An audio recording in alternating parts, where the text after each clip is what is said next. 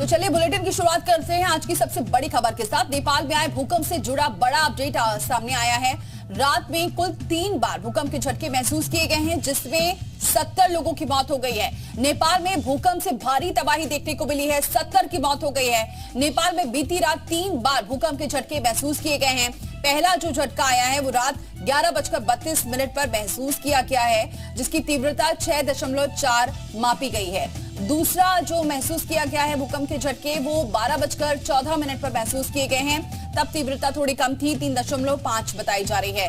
तीसरा फिर से झटका महसूस किया गया है भूकंप का, जो 4:01 पर तीव्रता 3.8 मापी गई है। एक महीने में तीसरी बार कांपी है धरती। दिल्ली एनसीआर में भी ये महसूस किए गए हैं झटके। देर रात दिल्ली एनसीआर में भूकंप के झटके महसूस किए गए। यूपी समेत कई राज्यों में ये झटके महसूस किए गए हैं, जिसकी तीव्रता 6.4 मापी गई है। लेकिन नेपाल था भूकंप का केंद्र और नेपाल में 70 लोगों की मौत हो गई है। 3 बार भूकंप के झटके महसूस किए गए हैं पूरी रात। पहला झटका 11:32 पर महसूस किया गया, उसके बाद 12 बजे, उसके बाद सुबह 4 बजे।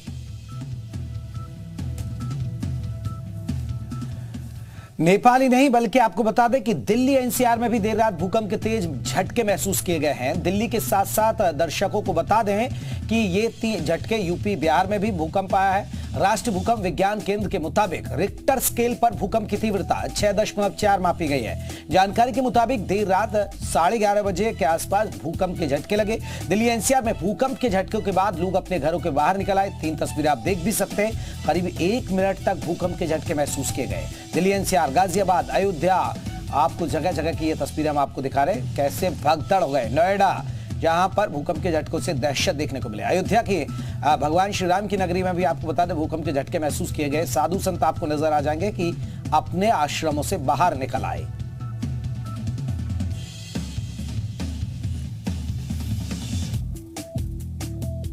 तो नेपाल में शुक्रवार रात भूकंप के झटके महसूस किए गए, जिसकी तीव्रता 6.4 रही है। भूकंप में की वजह से नेपाल में 70 लोगों की जान चली गई है। देर रात एक बार फिर से भूकंप के झटकों ने लोगों को डरा दिया। रात में जब कुछ लोग सो रहे थे और कुछ लोग सोने की तैयारी कर रहे थे, इसी दौरान भूकंप ने उनकी नींद में खलल डाल दी।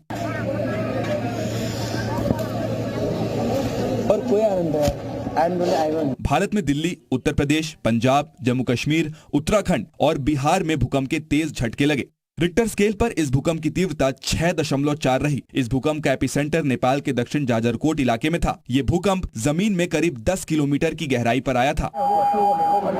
ये भूकंप शुक्रवार रात 11:32 पर आया। नेपाल में भूकंप का केंद्र होने की वजह से वहां पर इसका ज्यादा असर देखने को मिला। दक्षिण जाजरकोट के कई इलाकों में दीवारों में दरार आ गई तो कई कच्चे घरों का कुछ हिस्सा टूट गया।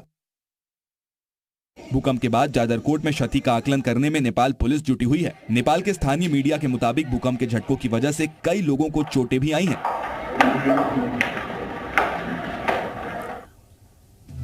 दिल्ली एनसीआर समेत अलग अलग कई राज्यों में भूकंप के झटके महसूस किए गए। भूकंप के झटके लगते ही लोग अपने घरों से बाहर निकल आए। भूकंप से धरती हिलने के बाद दिल्ली एनसीआर के लोग घरों से बाहर निकल आए। लोग सोने की तैयारी कर रहे थे, तभी अचानक से भूकंप के झटकों से धरती हिल गई और लोग बाहर की ओर भागे। अक्सर ऐसा होता है कि भूकंप के बाद आफ्टर शॉक भी आता है। ऐसे में लोग लंबे समय तक अपने घर के बाहर खड़े रहे। बेड हिल रहा था और मैंने ऊपर देखा तो पंखा भी हिल रहा है, तो डर तो लगने ही लगा था ऐसे।